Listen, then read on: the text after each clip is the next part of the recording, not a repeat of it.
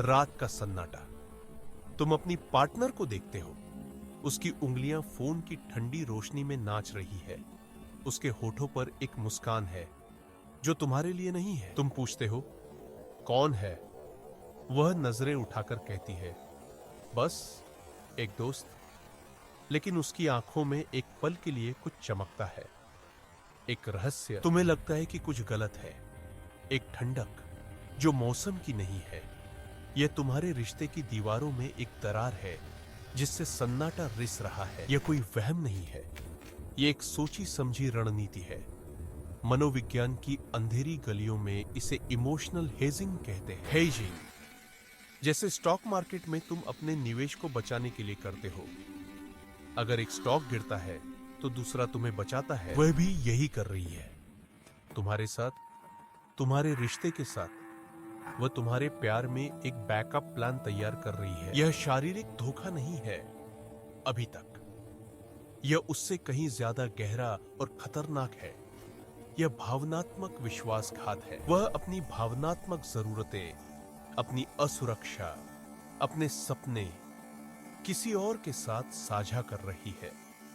वह इंसान जो उसका दोस्त है, वह एक नया भावनात्मक निवेश कर रही है ताकि जब तुम्हारा रिश्ता खत्म हो तो वह अकेली न रह जाए, ताकि उसे दर्द न हो। दर्द तुम्हें होगा, अकेले तुम रह जाओगे, क्योंकि जब पर्दा गिरेगा तुम्हारी जगह लेने के लिए कोई पहले से ही तैयार खड़ा होगा। यह कैसे शुरू होता है? बहुत मासूमियत से। एक सहकर्मी, एक पुराना दोस्त या सोशल मीडिया पर कोई अजनबी बातें शुरू होती है। पहले काम की, फिर निजी। वह उसे वो बातें बताती है जो अब तुमसे नहीं कहती। तुम मुझे समझते हो, वह उस नए इंसान से कहती है। यह एक कोड है, इसका असली मतलब है तुम मेरी अगली पसंद हो सकते हो। वह तुम्हारे साथ होते हुए भी भावनात्मक रूप से उससे जुड़ जाती है। एक अदृश्य धागा जो हर दिन मजबूत होता जाता है। तुम उसकी दूरी महसूस करते हो, उसके जवाब छोटे हो जाते हैं, उसकी हंसी में वो पहले जैसी बात नहीं रहती। यह सब तुम्हारी गलती नहीं है, यह उसकी असुरक्षा का खेल है। अकेले रह जाने का डर। वह एक रिश्ते के खत्म होने के दर्द से इतना डरती है कि वह पहले से ही दूसरे की तैयारी कर लेती है। एक का अंत, दूसरे की शुरुआत। कोई गैप नहीं, कोई अकेलापन नहीं। लेकिन यह एक झूठ है।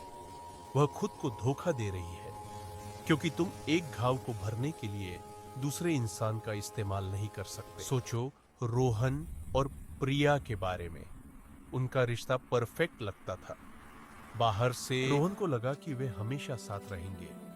प्रिया को डर था कि वह अकेली रह जाएगी। प्रिया के ऑफिस में आकाश आया, एक नया सहकर्मी। बातें शुरू हुई, कॉफी पर, प्रोजेक्ट्स पर। जल्द ही बातें रोहन के बारे में होने लगी। रोहन मुझे समझता नहीं, प्रिया ने आकाश से कहा। आकाश ने उसे वह दिया जो उसे चाहिए था, सहानुभूति, मान्यता। वह एक भावनात्मक वैक्यूम भर रहा था जो प्रिया ने खुद बनाया था। रोहन ने बदलाव महसूस किया। प्रिया के फोन में पासवर्ड लग गया। वह दोस्तों के साथ देर तक बाहर रहने लगी। एक रात रोहन ने प्रिया को आकाश के साथ देख लिया। वे हंस रहे थे, एक अंतरंगता के साथ जो कभी उन दोनों के बीच थी। कुछ हुआ नहीं था, कोई हाथ नहीं पकड़ा गया था, कोई चुंबन नहीं, लेकिन सब कुछ हो चुका था। भावनात्मक किला जो रोहन और प्रिया ने मिलकर बनाया था, उसमें सेंध लग चुकी थी और घुसपैठिया कोई और नहीं, प्रिया खुद थी। अगले हफ्ते प्रिया ने रिश्ता तोड़ दिया। अब हमारे बीच कुछ नहीं रहा, उसने कहा। कोई आंसू नहीं, कोई पछतावा नहीं, क्योंकि वह दुखी नहीं थी। उसने अपने दुख को पहले ही आउटसोर्स कर दिया था। उसका सेफ्टी नेट आकाश तैयार था। यह है इमोशनल हेजिंग की क्रूर सच्चाई।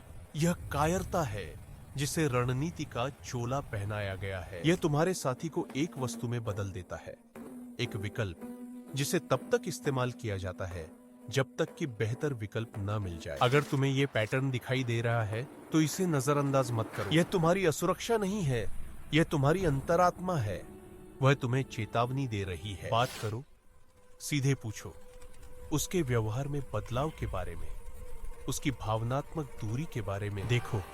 वह कैसे प्रतिक्रिया करती है। क्या वह रक्षात्मक हो जाती है?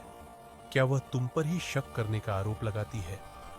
यह गैसलाइटिंग है। एक सच्चा साथी तुम्हारी चिंताओं को सुनेगा, एक धोखेबाज साथी तुम्हारी चिंताओं को ही हथियार बना देगा। याद रखना, प्यार कोई स्टॉक मार्केट नहीं है जहां तुम नुकसान से बचने के लिए हेजिंग करो। यह एक निवेश है, हां, लेकिन यह दो आत्माओं का निवेश है, विश्वास पर, ईमानदारी पर और तूफानों का एक साथ सामना करने की हिम्मत पर। तुम एक बैकअप प्लान के लायक नहीं हो, तुम किसी की पहली और एकमात्र पसंद होने के लायक हो।